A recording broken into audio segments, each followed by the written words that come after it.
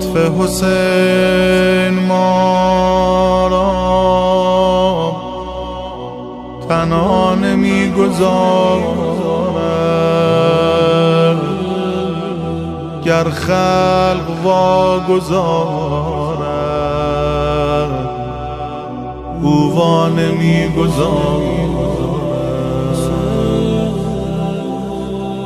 او کشتی نجات و کشتی شکست مایی، مولا غلام خود را تنها نمی‌گذارد.